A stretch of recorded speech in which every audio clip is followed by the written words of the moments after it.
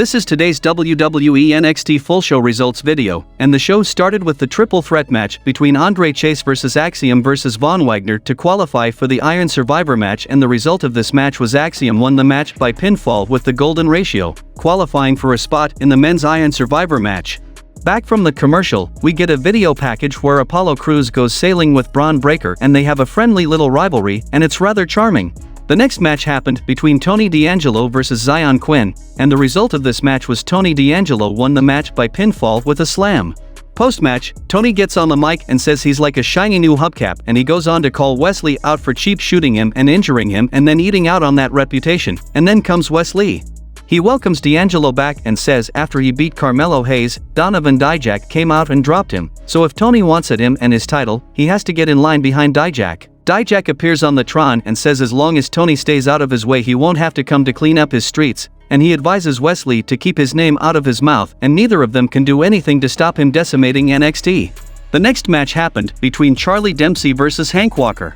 During the match, Drew Gulak comes to ringside, Charlie wrenches it in, and the result of this match was Charlie Dempsey won the match by submission with a leg trap reverse chinlock. Pretty Deadly sit on Santa's throne in a festive holiday-themed ring and read the real Christmas story they wrote.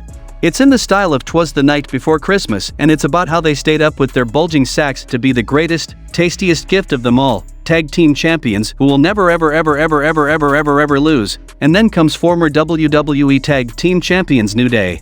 They say that was a good story, but they want to tell a story about who they're gonna defend the tag titles against at Deadline. New Day said Pretty Deadly has beaten everybody, right? Everybody except you boys, the New Day. And New Day demand they put the tag titles on the line on Saturday so they can win them. A brawl breaks out and New Day gets the better of the tag champs and sends them packing, smashing oversized presents onto their heads and super kicking them to the floor. The next match happened between Isla Dawn vs Thea Hale, and the result of this match was Isla Dawn won the match by pinfall with an inverted headlock elbow drop. Post-match, Alba Fire hits the ring and attacks Dawn. Referees swarm and pull them apart. Dawn spits the poison mist and a referee goes down clutching his eyes.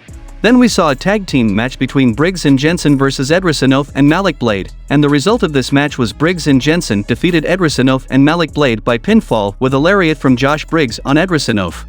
Then we saw another triple threat match between Fallon Henley vs Indy Hartwell vs Wendy Chu to qualify for the Iron Survivor match, and the result of this match was Indy Hartwell won the match by pinfall with a sliding elbow on Fallon Henley, qualifying for the women's Iron Survivor match.